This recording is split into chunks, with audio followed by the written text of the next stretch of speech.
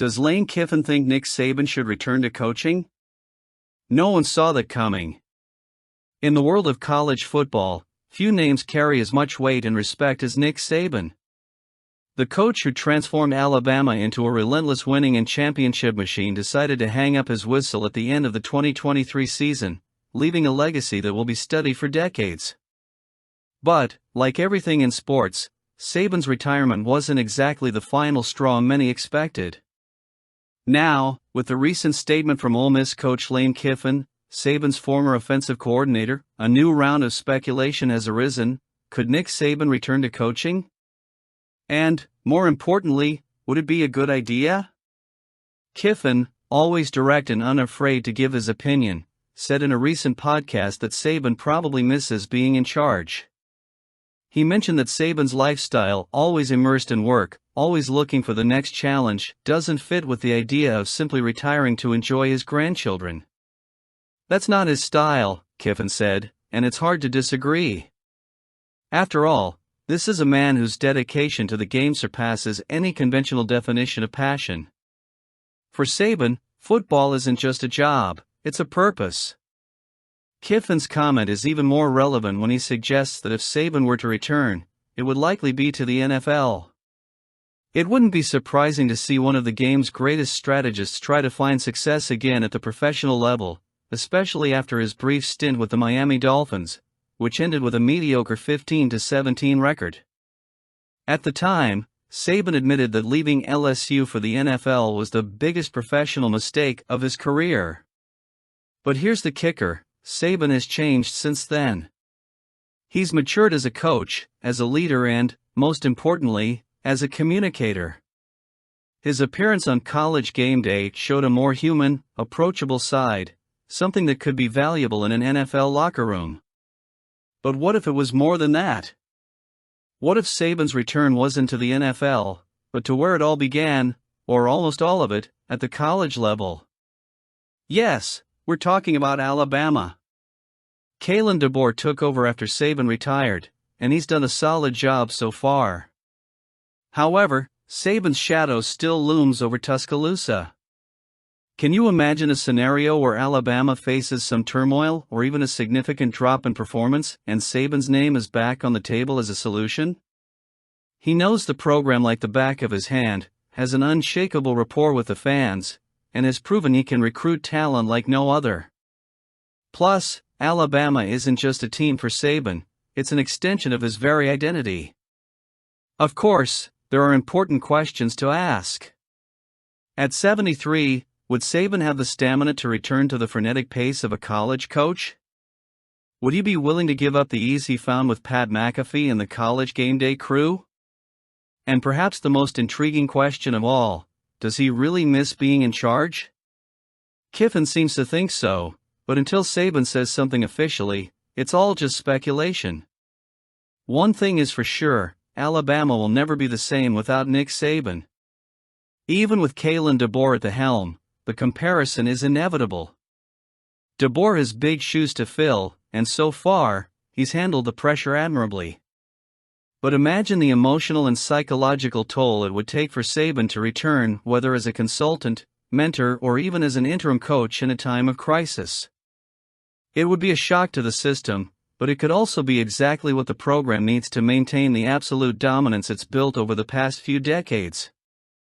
In the meantime, Saban remains a central figure in the football world, even off the field. His Emmy nomination for Outstanding Personality/Breakthrough On-Air Talent proves he still has plenty to offer, both on and off the field. But as Lane Kiffin rightly pointed out, Saban is not the type of guy to sit still for long. If he really misses being in charge, the NFL might be an interesting option, but Alabama will always be his home. And who knows? I'm sure Bama fans miss Coach Saban. In the world of college football, few things create as much buzz as the opening of the NCAA transfer window. For Alabama, under Kalen DeBoer, this is a pivotal moment in shaping the future of the program. While the decisions about who makes and leaves the roster are not entirely in his hands, DeBoer has been sending a clear message: Alabama is not just looking for talented players, but those who fit the culture and values of the program. DeBoer, in his recent remarks, made a key point: Alabama is not just another team on the college scene. It is an institution with unparalleled resources, an elite structure, and a coaching staff that prides itself on developing players not just as athletes, but as people. He reminded the squad that being at Alabama is a privilege, and one that many who have come through the program realize too late. "Be careful what you ask for," he said, referring to those who chose to leave and later regretted it. The grass may seem greener on the other side, but it isn't always that way. That mindset reflects DeBoer's philosophy: creating an environment where players understand the value of being at Alabama. He knows that in a world where transfers are increasingly common, maintaining a solid and committed core is essential. It's not just about raw talent, it's about finding pieces that complete the cultural puzzle he's building. And that's even more evident when he talks about the type of players the Crimson Tide are looking for in the transfer portal. With scholarships scarce, Alabama has to be careful in its selections. DeBoer emphasized that incoming players need to meet three key criteria: alignment with the team's culture, internal chemistry, and a willingness to work hard. It's not just about filling holes, it's about strengthening the program. That careful approach is a reflection of the long-term mindset DeBoer is trying to instill in the roster. When you look at the current roster, there are a few areas that stand out. The offensive line, for example, is one that deserves special attention. Wilkin Formby and Caden Proctor are established starters, but depth is a concern. Olis Allen and Arkell Anagwam have shown progress, but there are still questions about their ability to sustain the high level demanded by Alabama in big games. The 2025 recruiting class will bring in reinforcements such as Jackson Lloyd, Micah DeBose, and Michael Carroll, but until then, the team could look to the transfer portal for more experienced options to ensure stability. Furthermore, DeBoer knows that success in modern football depends on adaptability. Offensive coordinator Ryan Grubb has worked to maximize the versatility of his players, and that includes exploring different roles for players like Michael Carroll, who played left tackle during Proctor's absence. That flexibility will be crucial as they face increasingly competitive opponents in the league. But above all, what is clear from DeBoer's words is that Alabama is not desperate. He knows the program remains one of the most attractive in the country, both for players looking to improve and those looking to make a breakthrough in the NFL. The focus is not just on attracting talent, but on making sure it's the right kind of talent, players who understand the commitment required to represent the Crimson Tide. While other programs may enter the transfer portal with a more opportunistic approach, Alabama is staying true to its identity. DeBoer is building something that goes beyond a single season or a recruiting class. He's shaping a culture that respects the program's legacy while looking toward the future. And while roster changes are inevitable, the message is clear: Alabama isn't just reacting to trends in the sport, it's defining its own path. Let's keep moving forward. Julio Jones is undoubtedly one of the greatest names to emerge from the Alabama football program, and his path to becoming an NFL star has deep roots in Tuscaloosa. Former Atlanta Falcons head coach Mike Smith recently brought to light the details that led the team to select Jones with the 6th overall pick in the 2011 NFL Draft. For Alabama fans, it's not just a reminder of Jones' extraordinary talent, but also a testament to the lasting impact he had on both the Crimson Tide and the game as a whole. Smith, reflecting on that decision, was emphatic: it wasn't just about physical talent or impressive numbers, although Jones certainly had both. It was something deeper, something that could only be captured by closely observing Jones' consistent performance at Alabama. "When we saw him play at Alabama, we had a pretty good idea," Smith said.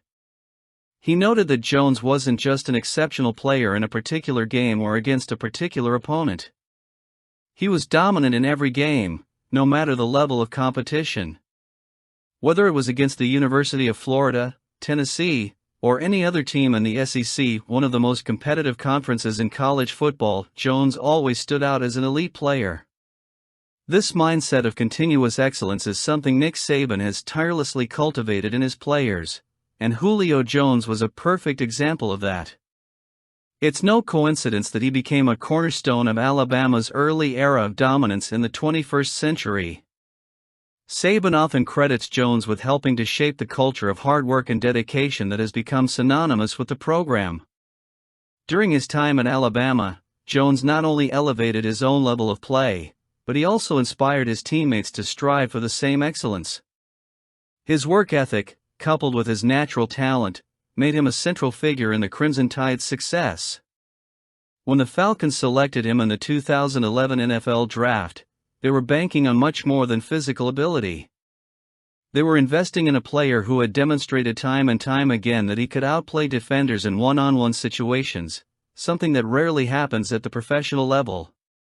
Smith explained that during pre-draft evaluations, it became clear that Jones possessed a rare combination of strength, speed, and athleticism that made him nearly impossible to guard. Those qualities, combined with his competitive mindset, were exactly what Atlanta needed to take its offense to the next level. And it worked. Julio Jones quickly established himself as one of the best wide receivers in the league, racking up impressive records throughout his career. Not only did he cement his position as one of the greatest players of his generation, but he also solidified Alabama as a hotbed of talent for the NFL. His influence transcended the playing field, transforming him into a true ambassador for the program. Jones represented everything Alabama wanted to convey: discipline, resilience, and excellence. Now, with his recent retirement, his legacy lives on. For Alabama, Jones will always be remembered as one of the pioneers who helped pave the way for the era of dominance led by Nick Saban at the time and until recently.